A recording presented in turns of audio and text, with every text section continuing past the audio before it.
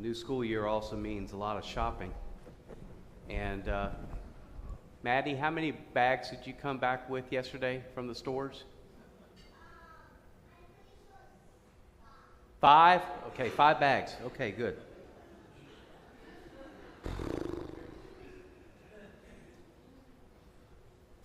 I do want to wish all the students, and especially the teachers and those of you who work in schools, private, public, universities, our wonderful tech schools, just for those of you who give of your time to teach, I really appreciate it. My mom is a retired teacher. My sister recently retired.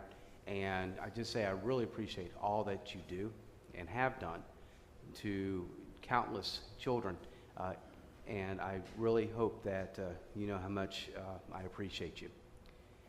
And for those of you also looking to be involved in helping, this is a good time for you to think about maybe helping us and our kids to help out teach them during the Sunday school time during the fall. You can talk to Deacon Susan about that. It's pretty easy. You've got awesome kids to be with, and you're helping them teach about Jesus. So just think about that.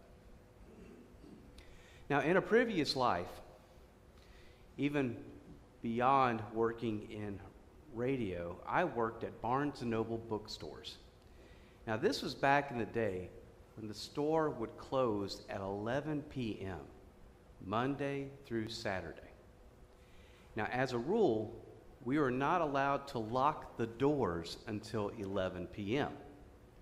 Not 10:45, 10:50, or 10:55, 11 on the dot. Now, the reason that we begged Cheryl and Rick and the others who are our managers and pleaded with them to close early was every single night we had the visitor. The one person who would come into the store at 10:58. And there were times we did not handle it well.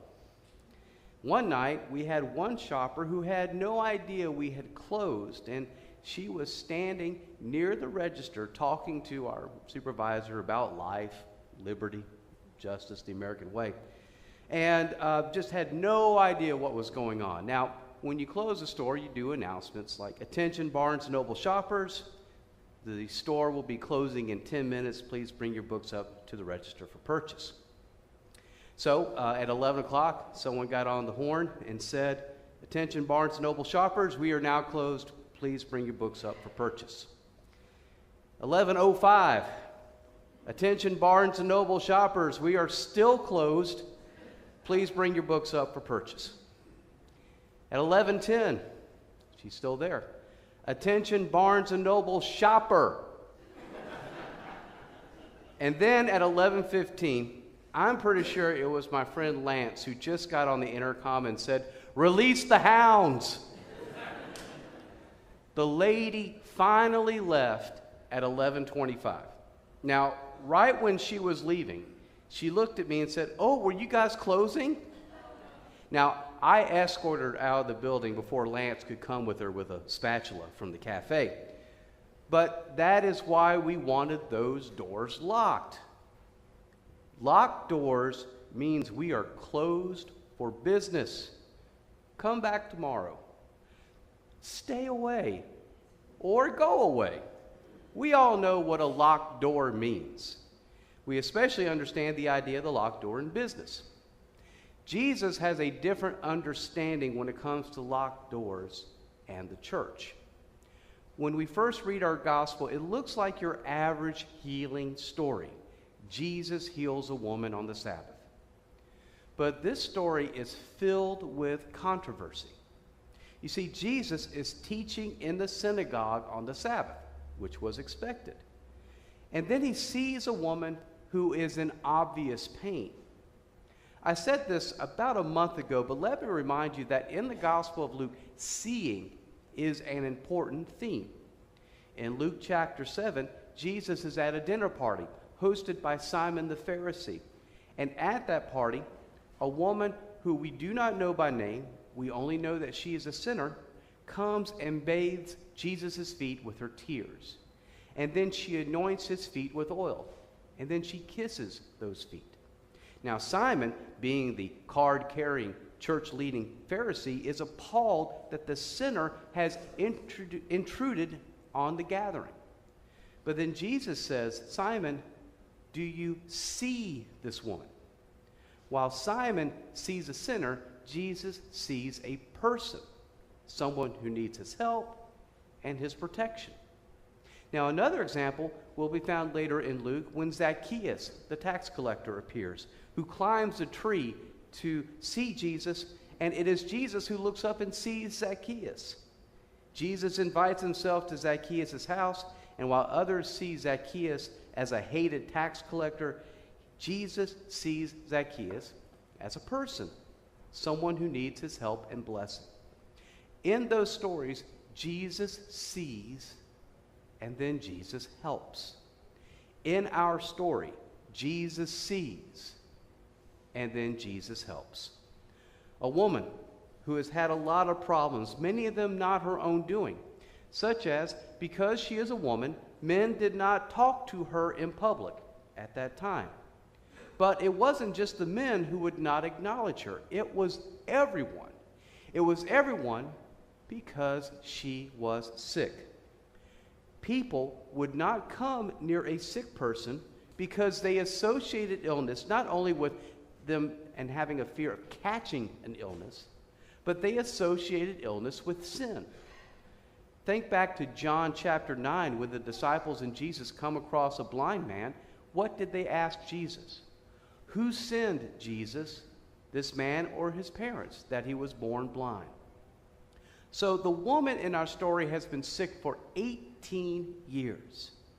Therefore, in the eyes of society and church, she must have done something to deserve it. This woman would not be welcome anywhere. Parties, social gatherings, and sadly, the church. Now, my heart goes out to this woman.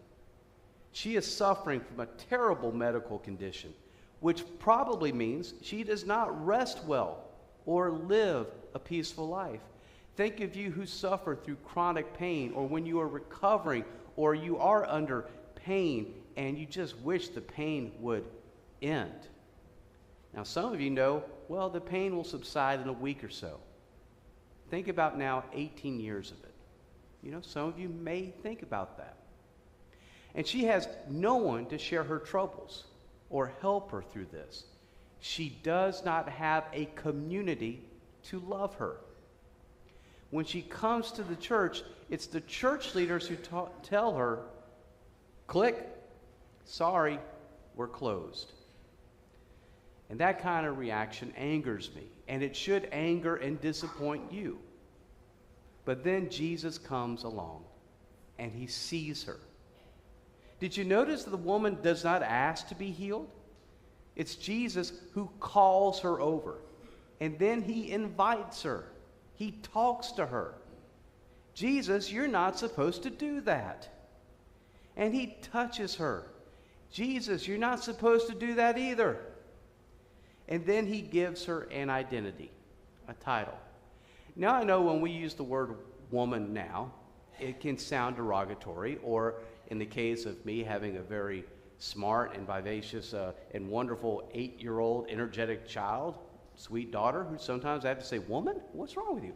But woman, in that time period, was a proper address. It was an address to be given to those who had respect. Respect in church and respect in society.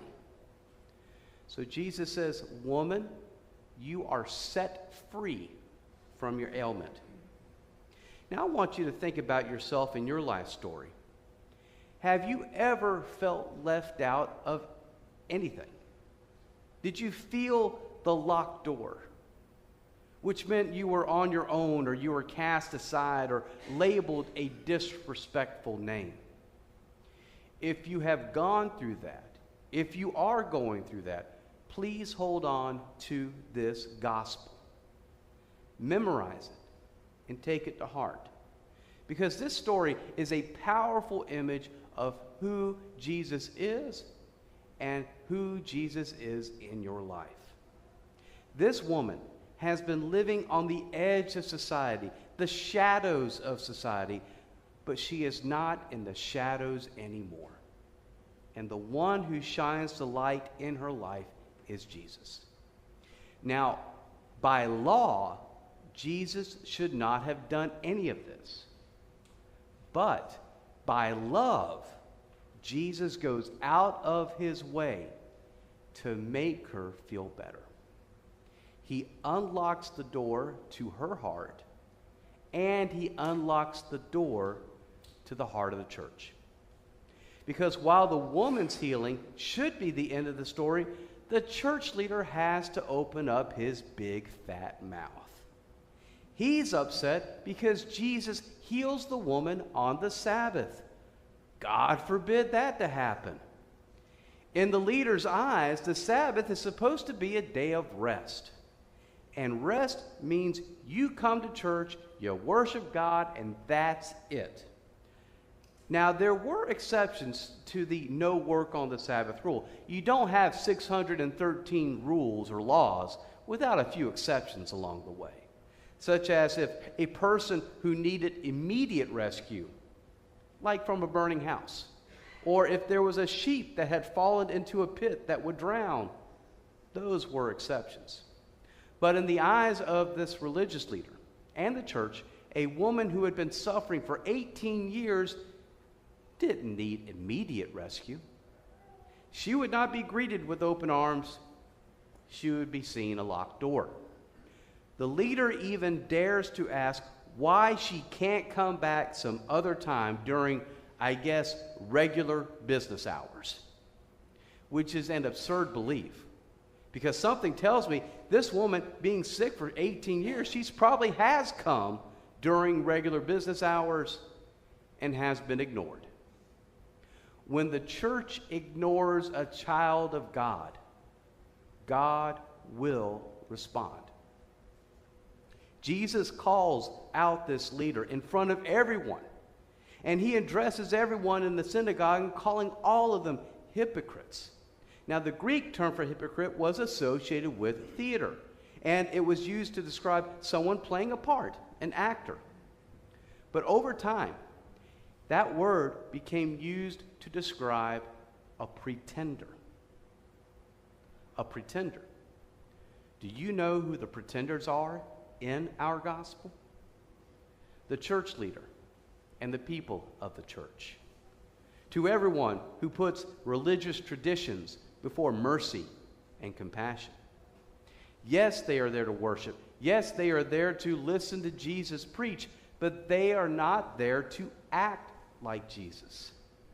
The church leader wants the church door to be locked, but Jesus wants there to be no door at all. Now, while the leader says, "Can't this wait another day?" Jesus says, "No, she can't wait," which is good news for us. When the woman needed healing, Jesus heals her at that moment. When the woman needed to feel welcomed and loved, Jesus calls her a daughter of Abraham. Jesus brings her into his family. Jesus brings her into his community. And when it comes to this woman's care, when it comes to our care, Jesus does not look at a clock. Jesus does not lock the door. Jesus looks at us and opens his heart and grace to all of us. So when we feel down, when we feel alone, and when we feel ignored, Jesus is there to tell us that we are his children, sons and daughters of God. And Jesus will never tell us to come back some other time, because Jesus accepts us and loves us just as we are right now. Because unlike a bookstore that wants people to leave, Jesus invites us all to stay. Amen.